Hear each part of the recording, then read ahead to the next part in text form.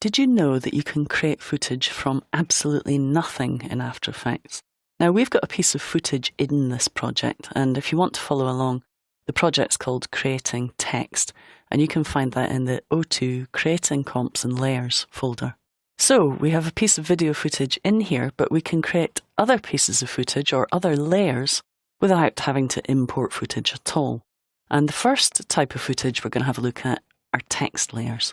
And in order to add a text layer, what we're going to do is go up here to select the horizontal type tool. Keyboard shortcut for that is Command-T or Control-T on Windows. And then what I'm going to do is just move over to the composition panel, and I'm just going to click round about here once, and that will place an insertion point, and I'm ready to start creating text. So we can just start typing. So let's type Energy Unleashed.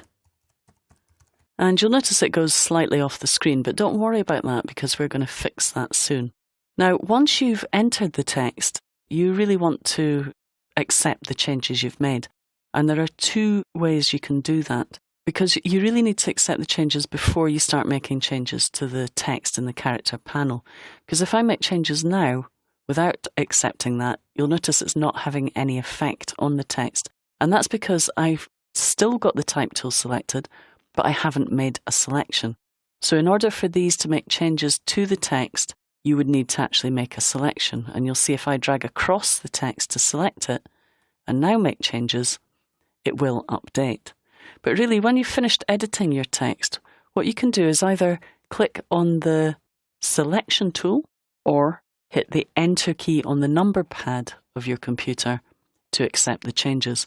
And when you do that, you'll see it highlights the text with a bounding box. Now, if you hit the Enter key on your keyboard, the type tool will remain selected. So you can hit the V key on the keyboard to jump back to the selection tool.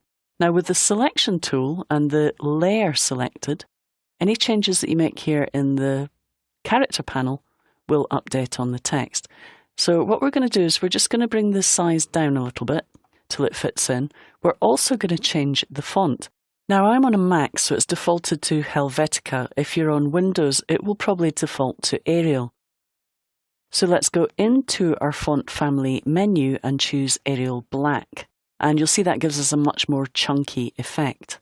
Now, you'll notice the text is going off screen now, so you may need to adjust that. And you can adjust it by scrubbing the value from left to right like this. I just hold the cursor over the value and scrub left to right to make a change to that value. An alternative is select the text that represents the value and use the up and down arrow keys on the keyboard to make it bigger or smaller. Holding down Shift will go in increments of 10 so that you can get to where you want to be a little bit quicker. Now, I'm also going to go down to the bottom of the character panel here.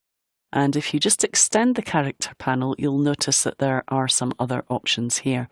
Now we have things like line spacing and leading, kerning, and we have baseline shift and scale options.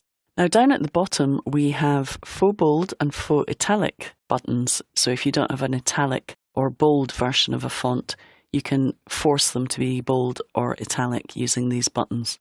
We also have an all caps button. I want you to click on the all caps button to make the text all capital letters. And you can see now, without having to retype the text, that we have all caps.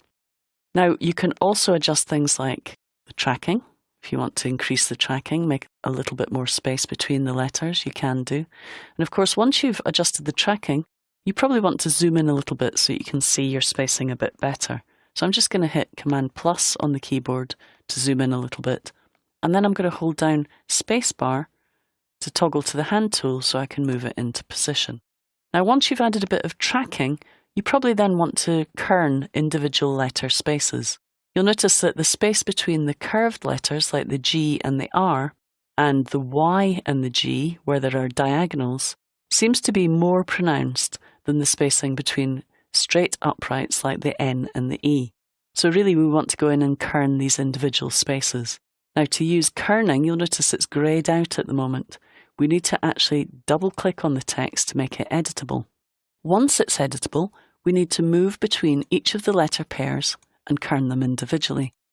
So to kern the spacing, we move the insertion point between the characters we want to kern, and then we have access to our kerning values, and we can start to move letters closer together or further apart, depending on the shape of them. And what we want to do is achieve a kind of even amount of space between each of the letters, an apparent even space. And of course, you can use the up and down arrow keys also on kerning as well. So that's a little bit about the character panel. There are a couple of other things to point out. If I select the text, I can also add a stroke to the text. First of all, I would choose a fill-in stroke up here. So let's bring the stroke to the front. And let's just choose a black stroke. And you'll notice I can up the size of the stroke, again selecting the text and hitting the arrow keys on the keyboard. It will default putting the stroke over the fill, but I can also choose fill over stroke if I prefer that.